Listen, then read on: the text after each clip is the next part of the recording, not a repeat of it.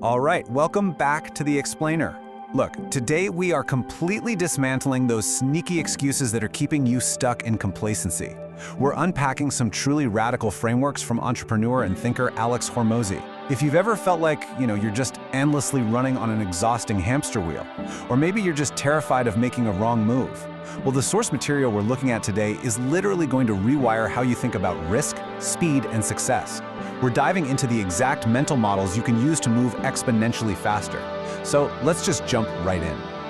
We're kicking things off with the ultimate perspective shift, recognizing our own mortality. Get this, in 3 generations, everyone who knew us will be dead. I know, it sounds kind of morbid at first, right? But the source material highlights this as genuinely one of the most liberating thoughts you could possibly have. It instantly, and I mean instantly, lowers the stakes of failure.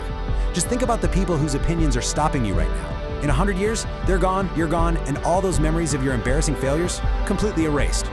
Which naturally leads us to a pretty vital question. So why on earth are you living for their approval? If the people judging you are literally going to be forgotten, the absolutely crucial takeaway here is that you have to stop letting their opinions dictate your actions. Hormozi points out that the loudest voice holding us back is rarely actually our own. It's usually this imagined judgment from friends, family, or society.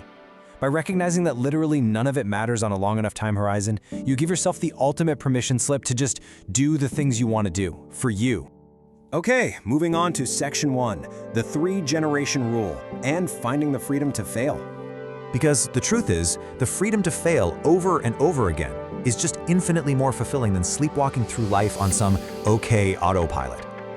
When you zoom out far enough, like literally picture the Earth shrinking down until it's just a tiny speck in space, your fear of taking a risk shrinks right along with it into total insignificance. The source really emphasizes that treating independent thinking like a muscle is vital. At first, sure, you rely on societal norms, but the more you flex your own agency, the more ridiculous an okay life starts to look. Actually, scratch that. Living a merely okay life should be terrifying. All right, let's hit Section 2, the region beta paradox, or what we'll call comfortable complacency. Now, this concept proves that your comfortable life is actually your absolute biggest threat. Let me walk you through the logic here. It's pretty fascinating. Step 1. If you have to travel a distance under a mile, you'll probably walk it, right? Step 2. If the distance is over a mile, you'll drive. So here's the crazy paradox. Because of these rules, you actually travel 2 miles faster than you travel 1 mile. Better things can actually feel worse than worse things, simply because they lack urgency. You only take massive action when things cross a certain threshold of badness. And this brilliantly illustrates why people in terrible situations often escape way faster than those stuck in a mediocre region beta. Comfortable complacency is that fine job or that acceptable relationship. It's not quite bad enough to force you to leave, so you just stay forever. Compare that to rock bottom. Rock bottom provides explosive activation energy. Think about it. If your job was truly unbearable, you'd quit tomorrow and find something better, right? So many people would honestly be way better off if their situations were significantly worse because it would finally force them to act. Which brings us to Section 3, the hidden cost of waiting and paying the anxiety cost. Look, every single second you spend worrying about a difficult choice is a literal opportunity cost you're paying right out of your own mental bandwidth. It's like having a hamster wheel spinning in the back of your mind. Should I quit? Should I have that hard conversation? The longer you wait, the more times you rethink that same thought, capturing the absolute most valuable resources you have, your time and your attention. But the kicker, you cure that anxiety the exact second you make the decision. So, the speed of decision-making is pretty much the ultimate separator between a high performer and everyone else. Let's look at the average person. They might take a whole week to agonize over just one decision. So 4 decisions, that takes them an entire month. Their mindset is totally bogged down by the fear of judgment. But a high performer, they'll make those exact same 4 decisions in 4 days. Their mindset is locked on to rapid execution. By the time the average person finishes their grueling month, the high performer is already 30 steps ahead. And that right there unlocks a massive multiplier, 7x. By simply moving your decision deadline from the end of the week to the end of the day, you can literally move through life 7 times faster. It's a real game changer. Stop paying that anxiety cost. Stop letting those unmade decisions sit heavy on your mind. Just decide today. All right, Section 4, pain as your ultimate fuel. Let's talk about activation energy. So activation energy is basically the psychological spark required to initiate massive change. And the research here is wild. It shows this spark is vastly stronger when we're avoiding pain than when we're chasing pleasure. The source brings up this fascinating psychological study with a rat in a maze.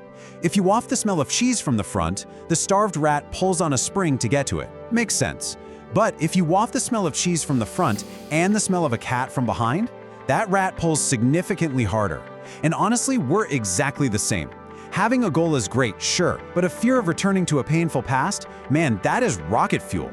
Because think about this, both heroes and villains usually have the exact same backstory, right? Pain. But the villain is used by their pain. They adopt this victim mindset and say, well, the world hurt me, so I'm gonna hurt it back. But the hero takes that exact same trauma, twists the knife on their own inadequacies, and uses it as pure fuel.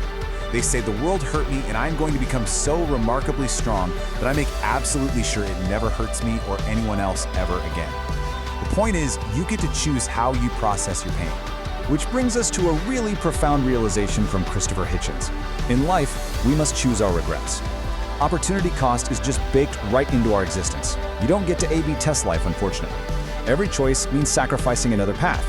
So instead of constantly asking, what do I want? Try asking yourself, which regret can I actually live with? You really have to decide which pain you're willing to bear. The short, sharp pain of a hard conversation today, or the lifelong, dull ache of regret from wasted potential. Moving to our final shift, Section 5, redefining true self-love. Let's look at the ultimate standard. Now this one requires a total rejection of mediocrity masquerading as loving yourself. The quote here is, self-love is holding yourself to a higher standard than anyone else does. The source makes a really compelling argument that telling yourself, hey, I'm fine just the way I am, when you know you're capable of so much more, that isn't love. That's settling. True self-love is believing in your potential so fiercely that you absolutely refuse to let yourself off the hook. So how do we actually find gratitude while holding on to this impossibly high standard? Well, the source gives us a really brilliant mental framework. Try this. Visualize your 85-year-old self waking up in your current body. Imagine the sheer joy of having knees that don't ache, a mind completely free of brain fog, and just the boundless energy you have right this second. By adopting the perspective of your 85-year-old self, you unlock this deep, profound gratitude. And then you use that appreciation to push through the mundane daily grind, fully accepting that those hard times, they are simply the prerequisite to becoming the person you want to be. And that leads us to perhaps the most profound realization of the whole explainer. The work works on you more than you work on it. The source tells this crazy story of losing 5 years of business profits in a single bad deal. Just gone overnight. But he realized the work itself wasn't wasted. Why? Because the ultimate output of your hard work isn't the money or the business or the status. The output is you. Even if you lose absolutely everything, the character, the resilience, and the skills you forged in the fire, those can literally never be taken away from you. So we're going to leave you with this final provocative thought, which is often described as the definition of true hell. When you meet the person you could have been at the end of your life, who are you going to see? Is it going to be a total stranger who achieved everything you were just too afraid to try? Or will you look in the mirror? Let this question fuel you. Step out of your region beta. Pay that anxiety cost by making that hard decision today and start building undeniable proof of exactly who you are. Thanks so much for joining us on this explainer, and we will see you next time.